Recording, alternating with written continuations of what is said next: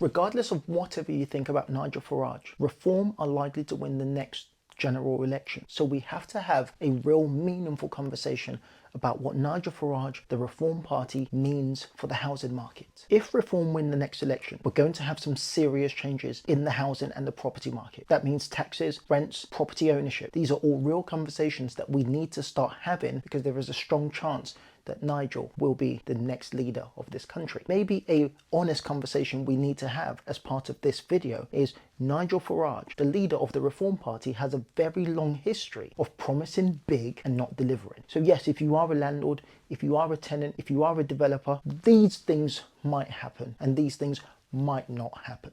So before we get all excited about some of these policies, or we get angered about some of these policies, the real question we need to have as the basis of this conversation is, can you actually trust that he will do what he promises? So Reform are offering huge changes. Lower taxes is one of them. Massive cuts in regulation. And when they use the word massive, it's just hyperbole in many cases. Massive immigration crackdown. And one of Nigel Farage's favorite conversation is our public services. An overhaul, a change, an improvement in our public services. Nigel Farage pledged to raise the income tax threshold to £20,000. Scrap energy levies, end the net zero commitments, and zero waiting list on the NHS. Look, whenever I hear the word NHS and Nigel Farage, I shudder a little bit. And of course, the big massive conversation about freezing or reducing immigration. These require huge sums of money, and they will require massive structural changes. A number of economic experts have said that the numbers don't add up. Now, I don't know whether that's because of criticism of him, but most politicians, their numbers never add up. That's to give some credit to Nigel Farage. Now, we have the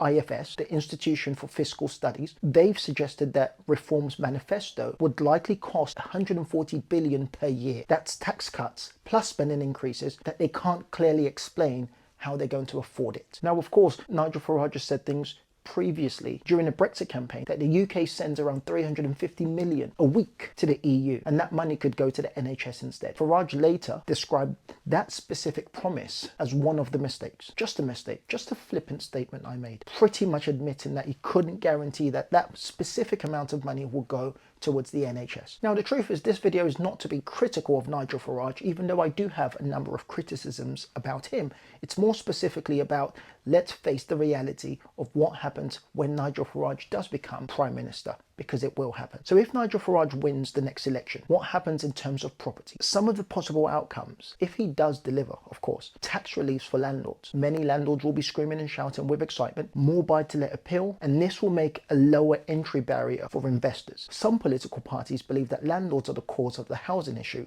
whereas Reform seem to believe that it's the opposite. Number two, increased demand for housing, especially amongst investors and first-time buyers, because of the lower tax drag, and possibly an increase in supply if planning policies are eased, are relaxed. And what we might see if Nigel Farage wins the next election is that property values will go up. This is a big risk. It means nothing based on his previous, I would call them, lies and omissions. Some of these tax cuts may never manifest. They may never come to fruition. They might just be words to get elected. The reality of where we are in society right now, this is probably the most politically charged period that we've seen in quite some time. So it's not just about politics. So you can no longer sit on the sideline and say, I don't care about politics anymore. It's not just politics. It's more to do with how our everyday lives are intertwined with what's going on in the political arena. Housing, rents, property ownership, salaries, it's all connected. So if you are a tenant, you might actually see your rents go up. You might see an increase in rents if landlords increase costs, assuming favourable tax policies. But if these policies never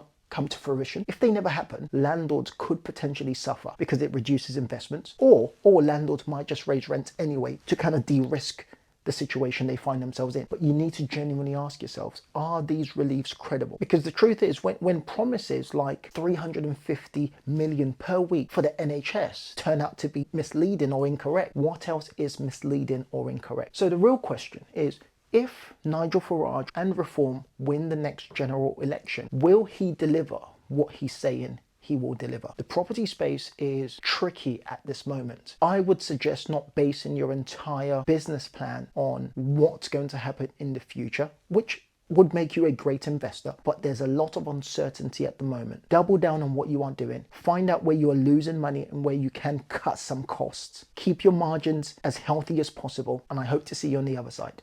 Hey guys, I hope you get some value from this video. I would love to hear your thoughts in the comment section. Will Nigel Farage win the next general election? And will Nigel Farage and reform be good or bad for the housing market?